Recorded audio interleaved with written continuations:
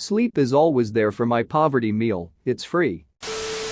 What's your favorite poverty meal that you still eat regardless of where you are financially? Hey, welcome to another storytime. I'm Andrew, your narrator. If you enjoy the video, consider liking and subscribing for more dank storytimes. Thanks, let's start these stories. Fried egg with rice. I'm Mexican. For us, it's usually quesadillas without meat, rice and black beans as the sides. Toast. If you have butter or something to slap on top, even better, but a few pieces of toast usually satisfies my hunger for a decent amount of time. Oven-baked potatoes with salt and margarine. Cheap ingredients found in almost every home and easy to make. Also, the starch in potatoes makes you feel full for pretty long. I still regularly eat my struggle nachos, tortilla chips with slices of American cheese on top and microwaved. Now that I can afford it, I'll throw taco meat on top every now and again, but still very much enjoy just the chips and cheese. In Ireland, specifically Dublin, we have a dish called coddle. It's a salty white stew from the days of the poor tenements. It's made with leftover sausages, bacon, potatoes and variable other veggies and grains such as barley. It is an ugly dish to look at, but it is so tasty, wholesome and filling. Quesadillas with hot sauce if there is any. Edit. I think a lot of people have different ideas of what a quesadilla is. My version is strictly a single tortilla with whatever cheese I have lying around, usually dollar packs of singles. That means no meat, beans, lettuce, tomato, etc. And I definitely don't use a foreman to make mine. Pizza in Italy was originally only eaten by poor people who couldn't afford proper meals, and so they used the basics of flour, tomatoes and other cheap items to come up with pizza. However, instead of the meat and other things on modern pizza, the basic vegetables make the pizza just as tasty, and I always enjoy eating it. I had a pange recently and felt like a funking fool. Why did I stop eating these when I became an adult? Society led me to believe this was the way. It is not. Been having pange a couple nights a week since. I refuse to let society's unenlightened views dictate my dinner choices. Pange is a top-tier dish for any occasion. My great-grandmother ran a boarding house during the Depression. Hobos that rode the trains knew if they needed a meal to go to the back fence. She fed them hobo sandwiches, which were whatever she had left. Homemade bread slices toasted in the skillet with a fried egg, slice of cheese, pat of butter, leftover slice of roast or ham or sausage or brisket. Whatever she had, she shared. There was a mark on her back gate post that said, "A nice lady here will feed you." Stew. There could be anything in there, but it's still delicious. My grandma, who grew up during World War II, taught me that you can make soup from almost anything.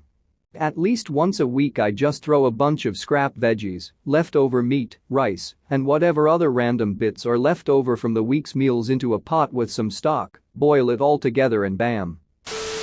I'm South African and for me that's samp and beans. Samp is corn. Both are soaked overnight and then pressure cooked with spices and some cheap meat, served with melted butter, salt and black pepper. It doesn't sound like much, but I swear, this is an S-tier comfort food that I'd pick over high-priced sushi any day. We used to eat squash and eggs growing up. Grew the squash and eggs are cheap enough, or trade with the neighbors. You just cut the squash into thin round and cook in a pan with a little oil until they're just soft. Scramble the eggs with the squash, add a bunch of pepper, some salt. Sometimes we ate it over noodles or rice. I remember a big pot of beans living in the fridge. Hungry? Get some beans. Don't like what was for dinner? Get some beans. Upset stomach? Beans. That was 100% my grandmother growing up as well. Anytime you said you were hungry, beans. If you were lucky, there were cold biscuits left from breakfast, too. Edit. In the southern US, biscuits are a heavenly baked good that's eaten sort of like a dinner roll, but tastes a million times better. We call those little flat desserts cookies. They're also good, but biscuits are delicious. Edit 2, since you guys are so fascinated by biscuits, my grandmother also made the other type of biscuits, cookies. They were called tea cakes and they were amazing. I haven't seen them outside the southern US, so I think they're a regional thing. English muffin pizza. A jar of pasta sauce, English muffins, mozzarella and toppings of your choice. Fresh produce is dirt cheap. The pasta sauce is the most expensive part, and if you make it, and the English muffins at home, each mini pizza is like 30 cents. Edit. So, I need to call out my privilege here. I grew up broke, but I grew up adjacent to an affluent white neighborhood. Produce isn't dirt cheap or even available everywhere, but it should be.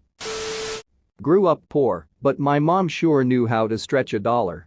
She would make steak fingers out of the cheapest cuts she could find. Tenderize, fry them up, make gravy out of the drippings, and serve with mashed potatoes. The whole meal probably cost less than $5 in '70s dollars, and I'm telling you nothing tasted better. I made it for my kids when they were growing up, and they still ask me for it sometimes. She would be 94 today. Love you, miss you, mom. Indomie ramen specifically.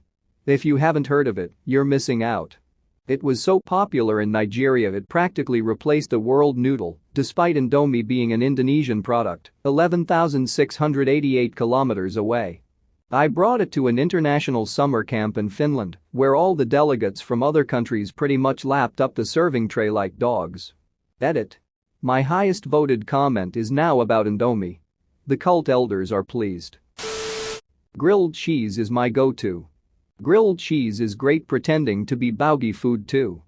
My brother and I used to go to the store together and splurge on fancy-ish cheese, i.e. still the pre-cut stuff in plastic in the dairy section, not the high-end stuff in the deli section or the fancy cheese cooler, and see who could come up with the best combination of cheeses and bread from the bakery section. I think we settled on sourdough, smoked Gouda, Havarti, and cream cheese. Cinnamon toast. Just bread, butter, cinnamon and sugar mixed together. Also, I love ramen. Edit. Thank you for my first award. Stranger really was not expecting this comment to blow up. Apparently y'all love your cinnamon toast and ramen, I mean instant noodles for all y'all nitpickers in the thread lol. Second edit. I've always referred to margarine as butter. So when I say butter, I mean margarine. Y'all really are nitpickin' lmao. Steamed white rice, crack a raw egg in it while it's scorching hot, stir aggressively and dash with soy sauce. If I have some roasted seaweed in that shiz. Super cheap breakfast, but oh man is it filling delicious. Edit. Thanks for all the recommendations, everyone. Sesame oil, pickled plum, furikik, rice seasoning, spam, and cabbage are all on my list of ingredients to mix and match. To answer this, as it's getting asked quite a bit, I'm not Asian, I'm white.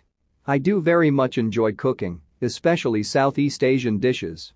If you have recipes you'd like to share for a frugal home cook who enjoys Southeast Asian cooking, please do so. Thing called goop, it's something my father came up with when he was super poor after leaving the army in the 80s when the economy was funked, and it's now like a staple in our family. It's like a stroganoff or something, I guess. The recipe is 1 can of cheap cream of mushroom soup, one of those 80-cent things of sour cream, the empty soup can full of milk, a dash of $1 steak sauce, seasoning and cheap ground beef over noodles. Costs just a couple bucks to make and feeds an entire family of 4. Editing to add the full recipe. I use Goya seasonal, and I generally put it over farfalle noodles, but fettuccine works really well though. So the general recipe I follow is as follows: brown ground meat with salt and pepper with a dash of Worcestershire sauce. Once that's browned, add in a can of cream of mushroom and a huge dollop of sour cream, fill the fan with milk and add that too. Then some more Worcestershire sauce, some A1, and like a tablespoon of your favorite mustard. Season to taste with Italian seasoning, garlic powder, onion powder and whatever else you think sounds good. Serve over noodles. I also suggest putting some Parmesan cheese over it when you eat it cause it's good. Okay, here are a few. Cut a circular hole in a piece of white bread, put a little butter on both sides, and drop it in a pan with an egg in the middle. Any canned soup becomes a heartier meal with some rice in it. Pasta is really good if you cook it up with a can of cream of mushroom soup and a can of tuna. Basically anything with rice, egg, bread, canned veggies, and even canned soups is cheap and filling as funk. For less than $5 you can have like a 4-day container of stew with rice, some kind of soup flavoring, a veggie added, and egg. It's somewhat nutritious and can taste decent. If you want to splurge an extra dollar, buy a soup like Amy's. They have a lot of veggie and lentil soups that at least feel less processed than some of the other brands, and you can stretch that out for a while. Also, canned potatoes are less than $2 and they go a long way to make a meal heartier. If you want to go super cheap and put in the effort, a sack of potatoes is super versatile and can be the foundation for several meals. Thanks for watching. What did you think of the story time? Let me know in the comments below. If you liked the video, smash that like button and subscribe so you don't miss any more story times.